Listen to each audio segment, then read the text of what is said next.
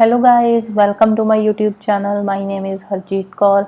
हम कर रहे हैं इन्वायरमेंट की शंकर आईएएस की सीरीज़, जिसमें हमारा चैप्टर 4 एक्वाटिक इकोसिस्टम चल रहा है। और इसमें हमने एक्वाटिक ऑर्गेनिजम्स के बारे में डिस्कस कर चुके हैं। Lake ecology, eutrophication, harmful algal blooms, ये चारों टॉपिक हम कवर अप कर चुके हैं। आज हम शुरू करेंगे वेटलैंड इकोसिस्टम। वेटलैंड इकोसिस्टम वाला जो टॉपिक है ये थोड़ा बड़ा है, इसलिए आधा हम आज डिस्कस करेंगे, आधा हम नेक्स्ट वीडियो में डिस्कस करेंगे, राइट। तो शुरू करते हैं वेटलैंड इकोसिस्टम से। तो वेटलैंड इकोसिस्टम होता क्या है? जो वेटलैंड इकोसिस्टम के कैरेक्टर्स होते हैं ना, वो डीप वाटर और टेरेस्ट्रियल दोनों के बीच वाले होते हैं। दोनों का इंटरमीडिएट जो पार्ट होता है उसको बोलते हैं wetlands, deep water and terrestrial habitat. For example, यहाँ पे कोई सी है, कोई भी डीप वाटर कोई भी बॉडी है, सी है, लेक है, पॉन्ड है, कुछ भी है, और इस साइड आ जाता है टेरेस्ट्रियल इकोसिस्टम, राइट।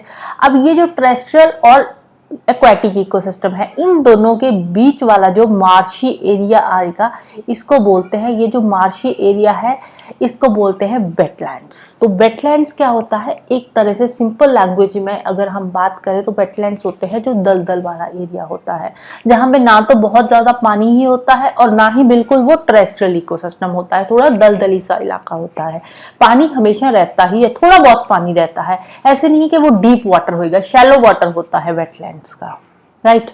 अब जो वेटलैंड्स होते हैं, वेटलैंड्स में अब यहाँ पे सी से पीरियोडिक फ्लडिंग होती रहती है, सी से यहाँ पे थोड़ा बहुत पानी आता ही रहता है, जिसकी वजह से ये वाला जो एरिया है वो ड्राई नहीं होता, बहुत कम ड्राई होने के चांसेस है, ज्यादातर यहाँ पे थोड़ा बहुत पानी रहता ही रहता है। तो इसीलिए यहाँ पे जो प्लांट स्पीसीज है या एनिमल स्पीसीज है वो उस तरह से अडेप्टेड हो चुकी है कि थोड़ा बहुत पानी तो रहेगा ही रहेगा। स्टैंडिंग वाटर में उसने जो प्लांट स्पीसीज है उन्होंने अपने आप को अडेप्ट कर लिया है, क्योंकि वाटर लॉगिंग यहाँ पे रहती ही है, इसीलिए यहाँ की जो प्लांट स्पीसीज है वो वाटर लॉगिंग कंडीशंस में ग्रो करती है, राइट। इसके अलावा अगर हम बात करें यहाँ पे वेटलैंड इकोसिस्टम्स की, तो इसमें कौन से टाइप्स होते हैं? इसमें एक तो हो गया जैसे लिटोरल इकोसिस्टम। लिटोरल में क्या आ जाता है? लिटोरल में किसी भी लेक या कोई भी लोएस्ट वाटर लेवल है एक साइड पे हाईएस्ट वाटर लेवल है, हाईएस्ट और लोएस्ट जो वाटर लेवल है उसके बीच वाला एरिया आ जाता है, जिसको बोलते हैं लिटोरल। या फिर क्या होते हैं? फ्लड प्लेन्स होते हैं। फ्लड प्लेन्स क्या होते हैं? जो कहीं पे कोई रिवर फ्लो कर रही है, यहाँ पे तो रिवर के जो आसपास वाला एरिया है जहां तक रिवर का पानी जो है जाता है। कभी कभार जैसे रिवर में फ्लड्स आ गए, ज्यादा पानी आ गया, तो आसपास के एरिया में जो रिवर का पानी है वो जाएगा, रिवर बैंक से ऊपर से आसपास के एरियाज में चले जाएगा। तो जहां तक ये पानी जा रहा है वो एरिया क्या आ जाता है? फ्लड प्लेन्स का एरिया आ जाता है। तो जो वेटलैंड्स होते हैं, यहाँ तो ये फ्लड प्लेन्स वाला एरिया आ जाएगा, यहाँ फिर लिटोरल एरिया आ जाएगा। लिटोरल क्या? हाईएस्ट और लोएस्ट वाटर लेवल के बीच वाला जो एरिया है, राइट। तो वेटलैंड्स की अगर हम बात करें डेफिनेशन की, तो डेफिनेशन क्या होगी वेटलैंड्स की? तो वेटलैंड्स एक डिस्टिंक्ट इकोसिस्टम है दैट इज फ्लडेड और सैचुरेटेड बाय वाटर, जहां पे थोड़ा बहुत पानी रहता ही रहता है, कभी भी ड्राई कंडीशंस नहीं होती, बहुत कम चांसेस होते हैं, कभी तो नहीं बोल सकते परमानेंट नहीं होता, बट हाँ कभी कभार जैसे थोड़े बहुत टाइम के लिए हो जाता है ड्राई कंडीशंस, बट अदरवाइज यहाँ पे पानी रहता ही रहता है। वाटर लॉगिंग यहाँ पे होती ही होती है। परमानेंट हो, परमानेंटली जैसे फॉर इयर्स और डिकेड्स, बहुत सालों से वहां पे परमानेंटली वाटर लॉगिंग कंडीशन है ही है, लेकिन वाटर जो है शैलो वाटर है, डीप वाटर नहीं है, क्योंकि अगर डीप वाटर होगा तो वो पॉन्ड या लेक इकोसिस्टम में कन्वर्ट हो जाएगा, एक्वाटिक इकोसिस्टम में कन्वर्ट हो जाएगा। तो वेटलैंड इकोसिस्टम में जो पानी होता है वो शैलो वाटर होता है और वाटर लॉगिंग कंडीशंस रहती है।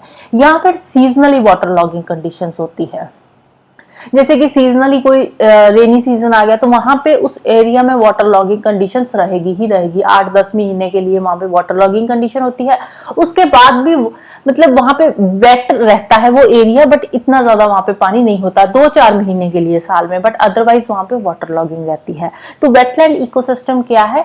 ये ऐसा डिस्टिंक्ट इकोसिस्टम है, यहाँ पे हमेशा थोड़ा बहुत पानी रहता ही रहता है, परमानेंटली हो या फिर सीजनली हो, तो वो एरिया जो है वहां का एरिया वेट रहेगा ही रहेगा। अगर हम बात करें वेटलैंड्स के कैरेक्टरिस्टिक्स की, तो कैरेक्टरिस्टिक्स इसके क्या है? नंबर 1 क्या है? Covered by water. अब यहाँ पे पानी रहेगा ही रहेगा, वाटर लॉगिंग रहेगी, वाटर लॉगिंग की कंडीशन बनी रहेगी, जो सॉइल होगी वो पानी के अंदर ही रहेगी। और इसका जो ग्रोइंग सीजन है, ग्रोइंग सीजन के टाइम पे वाटर लॉगिंग अच्छी खासी होगी। उसके बाद हो सकता है वाटर लॉगिंग ना हो, बट स्टिल वो एरिया वेट रहेगा ही रहेगा।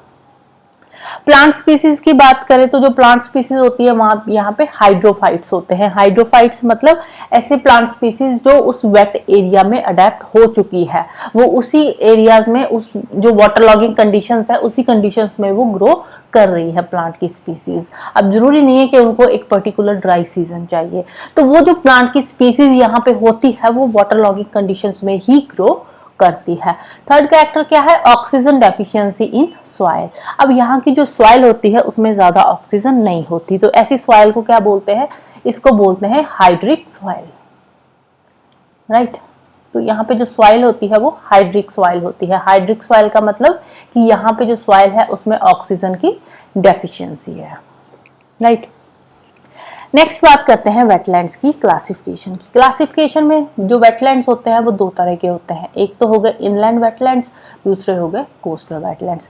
इनलैंड में एक नेचुरल होते हैं और मैन मेड होते हैं, कोस्टल में भी नेचुरल होते हैं और मैन मेड होते हैं।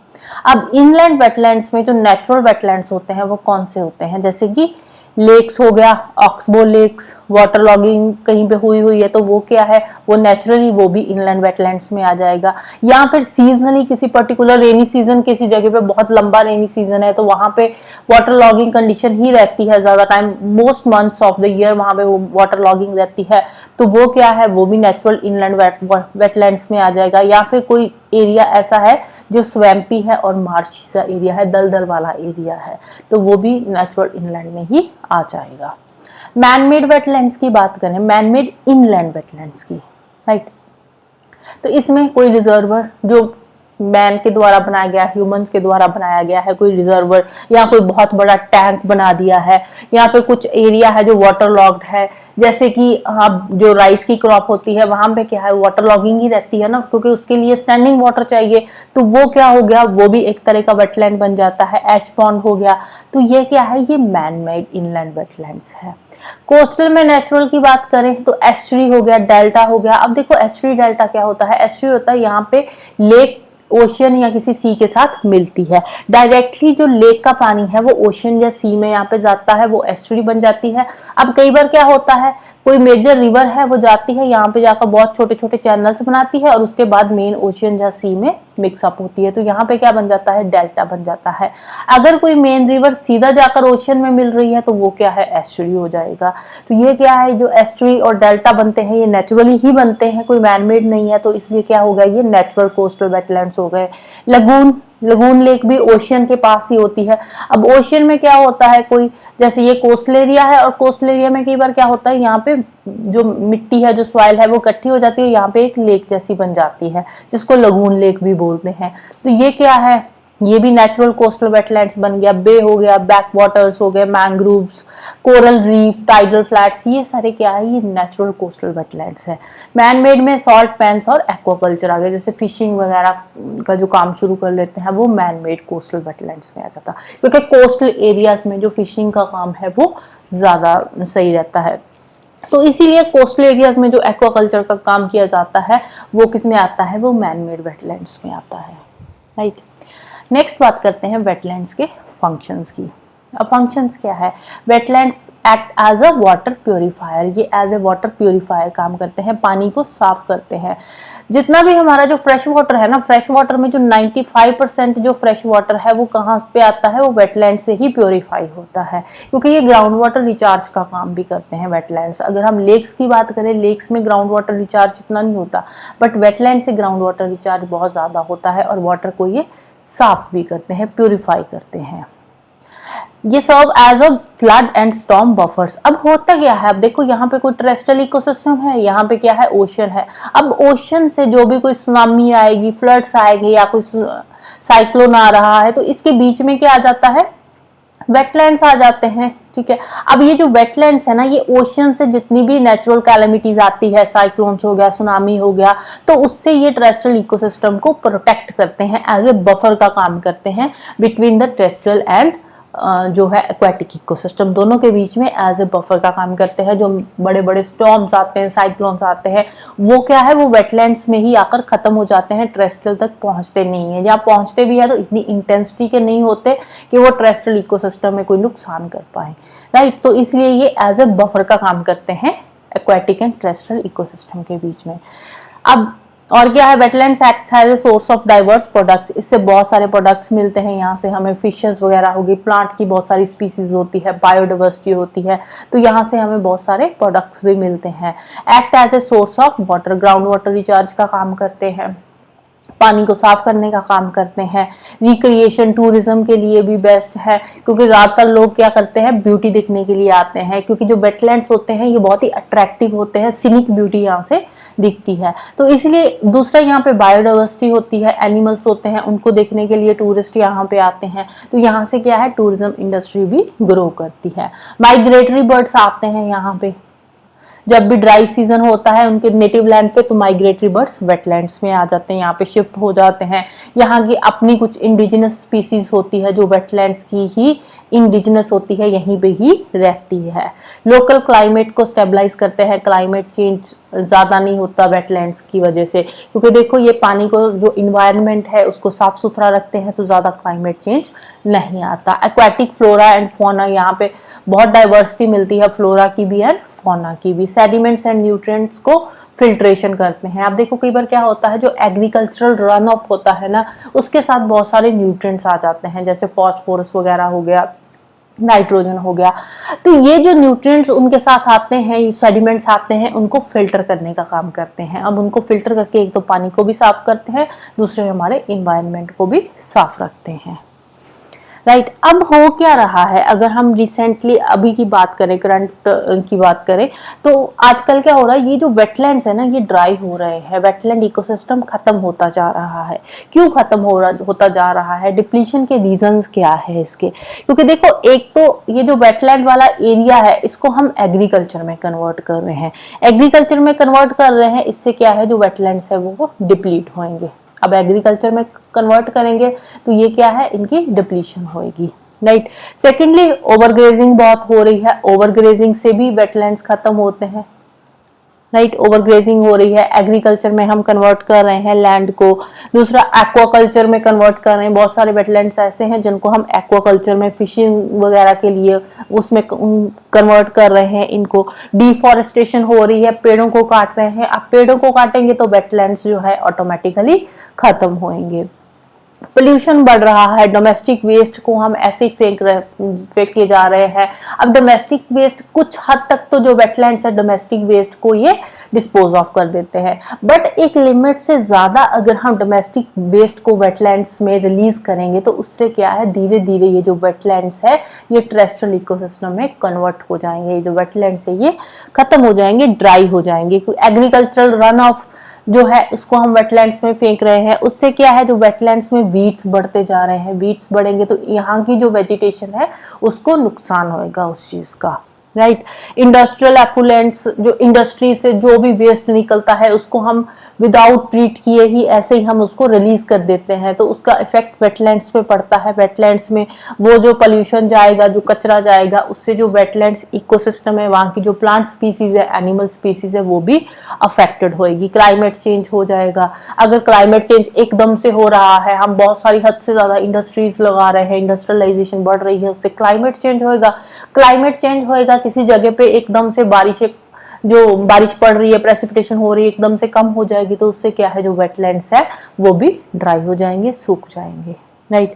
अब इसके लिए हमें मिटिगेशन मेजर्स क्या लेने चाहिए, कैसे हम वेटलैंड्स को कंजर्व कर सकते हैं? एक तो हमें प्रॉपर सर्वे करवाने की जरूरत है। कंजर्वेशन मेजर्स की अगर हम बात करें, राइट, वेटलैंड्स को कैसे हम कंजर्व कर सकते हैं? एक तो हम प्रॉपर सर्वे वगैरह करवाएं, सर्वे हो, हमें पता हो कि कितने वेटलैंड्स है, जो भी हमारे वेटलैंड्स है उन पे क्या इन्वायरमेंटल इफेक्ट्स पड़ रहे हैं, क्या हो रहा है, तो हमें प्रॉपर नॉलेज होनी चाहिए वेटलैंड्स की। नेचुरली और आर्टिफिशियल तरीके से उनको रीजनरेट करने की ज़रूरत है, नेचुरल तरीके से भी और आर्टिफिशियल तरीके से भी। हमें प्रोटेक्टिव मेजर्स लेने होंगे वेटलैंड्स को कंजर्व करने के लिए। एफॉरेस्टेशन की ज़रूरत है, ज़्यादा से ज़्यादा पेड़ लगाने की ज़रूरत है, सो दैट कि हमारा जो इन्वायरमेंट है वो साफ रहे, ज़्यादा क्लाइमेट चेंज ना हो। वीड कंट्रोल करने की ज़रूरत है, क्योंकि वेटलैंड में अगर हद से ज़्यादा वीड्स बढ़ जाएंगे, वीड क्या होते हैं, वीड होते हैं अनवांटेड प्लांट्स, तो इन वीड्स को, इन अनवांटेड प्लांट्स को कंट्रोल करने की ज़रूरत है। क्योंकि अगर ये वीड्स जो है हद से ज़्यादा बढ़ जाएंगे, उससे क्या है, जहाँ की जो नेटिव स्पीसीज है वेटलैंड्स की, जो प्लांट्स है, जो एनिमल्स है, उन पे इफेक्ट पड़ेगा। वाइल्ड लाइफ कंजर्वेशन की ज़रूरत है, इंक्रोचमेंट को रोकने की ज़रूरत है, हंटिंग पोचिंग जो होती है उनको रोकने की ज़रूरत है, सो दैट कि हम बायोडाइवर्सिटी को कंजर्व कर सके। यूट्रिफिकेशन को रोकने की ज़रूरत है। जो हम इंडस्ट्रियल रन ऑफ या एग्रीकल्चरल रन ऑफ, इतने सारे न्यूट्रिएंट्स हम ऐसे ही रिलीज कर देते हैं, तो वो भी हमारे वेटलैंड्स के लिए अच्छे नहीं है। उससे क्या है, वेटलैंड्स में अनवांटेड प्लांट्स ग्रो होंगे, अनवांटेड प्लांट्स ग्रो होंगे तो वो हमारे वेटलैंड इकोसिस्टम के लिए अच्छे नहीं है। तो और लास्ट जो मेजर है वो क्या है, वो है हमारे लोगों को इन्वायरमेंटल अवेयरनेस करवाने की। लोगों को पता होना चाहिए कि हमारा इन्वायरमेंट कैसे खराब होता है, तो अवेयरनेस की बहुत ज़रूरत है। इन्वायरमेंट के रिगार्डिंग स्पेशली अवेयर करवाने की ज़रूरत है, लोगों को बताने की ज़रूरत है कि कैसे हम अपने वेटलैंड्स को कंजर्व कर सकते हैं, राइट। नेक्स्ट बात करते हैं difference between lakes and wetlands. वैसे अगर हम बात करें ministry of environment and forest की, तो उनके अकॉर्डिंग कोई भी लेक्स एंड वेटलैंड्स के बीच में कोई क्लियर डिस्टिंक्शन नहीं उन्होंने दे रखा।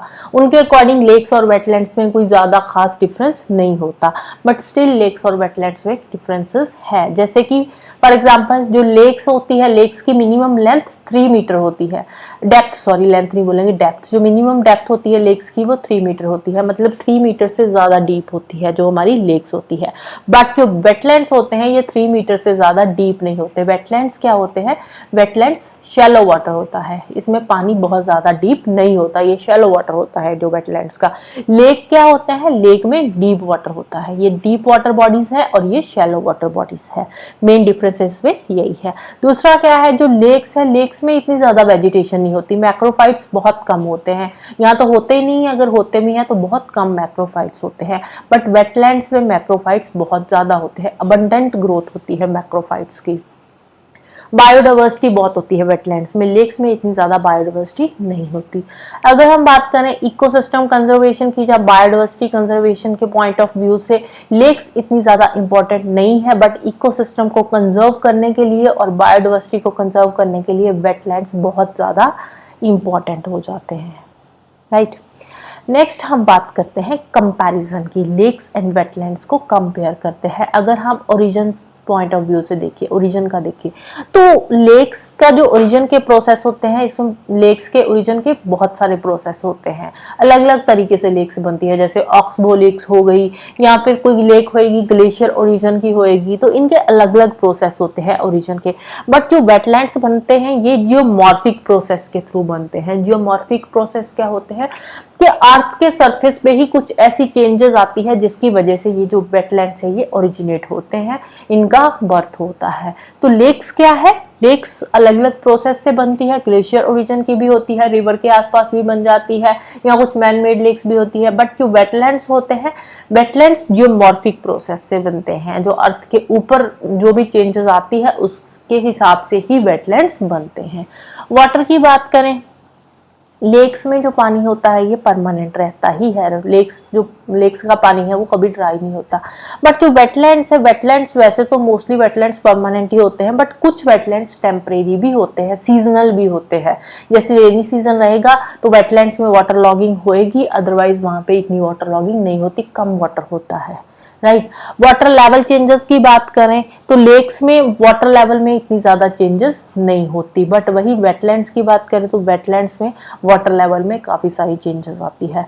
लिटोरल की बात करें, लिटोरल लेक्स में इतना ज़्यादा नहीं होता, बट वेटलैंड्स में ज़्यादा होता है।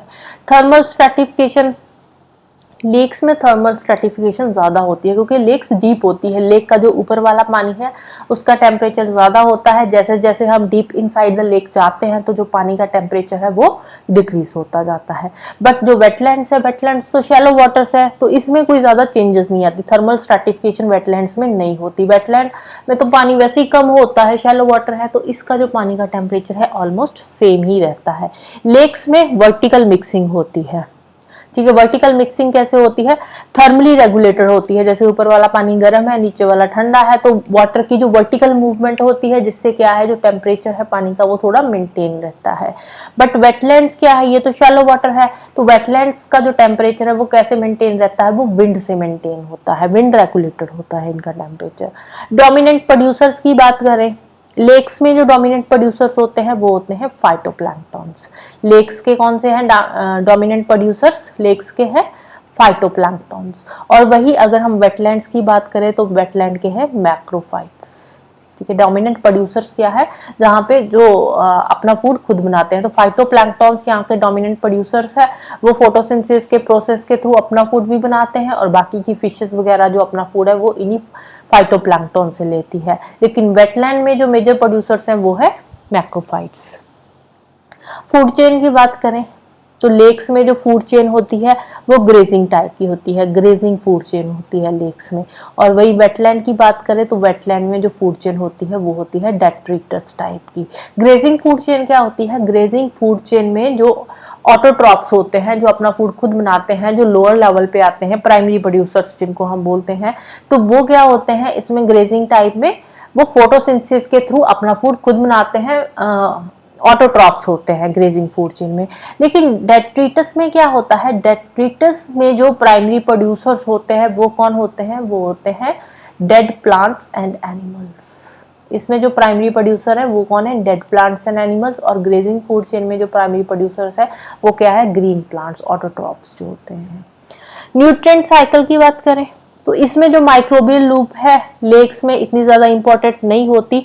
बट जो वेटलैंड्स है इसमें जो माइक्रोब्स होते हैं ये ज्यादा डोमिनेंट होते हैं। वेटलैंड में माइक्रोब्स ज्यादा डोमिनेंट होते हैं, लेक्स में इतने ज्यादा डोमिनेंट नहीं होते। प्रोडक्टिविटी की बात करें, लेक्स की प्रोडक्टिविटी कम होती है, वेटलैंड्स की प्रोडक्टिविटी ज्यादा होती है। ट्रॉफिक स्टेटस, लेक्स जो होती है ज्यादातर क्या होती है? ओलिगोट्रॉफिक होती है। वहीं पे जो वेटलैंड्स होते हैं, वेटलैंड्स क्या होते हैं? ये होते हैं यूट्रॉफिक। यहाँ पे न्यूट्रिएंट्स बहुत ज़्यादा होते हैं वेटलैंड्स में, क्योंकि एग्रीकल्चरल रन ऑफ के थ्रू जो न्यूट्रिएंट्स है वो वेटलैंड्स में एंटर कर जाते हैं। लेकिन लेक्स में न्यूट्रिएंट्स इतने ज़्यादा नहीं होते, इसलिए जो लेक्स है ये ओलिगोट्रॉफिक होती है और वेटलैंड्स यूट्रॉफिक होते हैं। बायोडाइवर्सिटी, लेक्स की बायोडाइवर्सिटी कम होती है और वेटलैंड्स में बायोडाइवर्सिटी बहुत ज़्यादा होती है। फ्लड कंट्रोल में लेक्स इतना ज़्यादा कोई रोल प्ले नहीं करते फ्लड कंट्रोल में, बट जो वेटलैंड्स है ये फ्लड कंट्रोल में बहुत ही इंपॉर्टेंट रोल प्ले करते हैं। इवन कि ये फ्लड्स को कंट्रोल करते हैं, टेरेस्ट्रियल इकोसिस्टम तक नहीं जाने देते और ज़्यादा नुकसान नहीं होने देते, डैमेज होने से बचाते हैं। Ground water recharge, lakes ground water recharge में इतना रोल नहीं प्ले करते, लेक से इतना ज़्यादा ग्राउंड वाटर रिचार्ज नहीं होता, but wetlands ground water recharge में एक मेजर रोल प्ले करते हैं। वेस्ट ट्रीटमेंट, लेक्स में वेस्ट ट्रीटमेंट नहीं होता, बट जो वेटलैंड्स है ये वेस्ट ट्रीटमेंट में भी हेल्प करते हैं। एक लिमिट तक, एक हद तक जो भी हमारा वेस्ट होता है, जो हाउस होल्ड वेस्ट है या इंडस्ट्रियल वेस्ट है, उसको ये क्या करते हैं? डिकम्पोज करते हैं। बट हद से ज़्यादा वेस्ट हो जाएगा तो उससे क्या है? उससे वेटलैंड्स को भी नुकसान होता है और इवन कि वेटलैंड इकोसिस्टम टेरेस्ट्रियल इकोसिस्टम में भी कन्वर्ट हो सकता है अगर यही वेस्ट हम हद से ज़्यादा डालेंगे। तो एक लिमिट तक वेस्ट को ये डिकम्पोज कर देते हैं, right. So this is all about today. तो इसके जो आगे वाले टॉपिक है वेटलैंड के से रिलेटेड, इंडिया के वेटलैंड्स के बारे में जो भी चीज़ें बता रखी है उसको हम नेक्स्ट वीडियो में डिस्कस करेंगे, राइट। तो जाने से पहले वीडियो को लाइक कर देना, शेयर कर देना और चैनल को सब्सक्राइब कर लेना। Thank you, bye bye and have a nice day.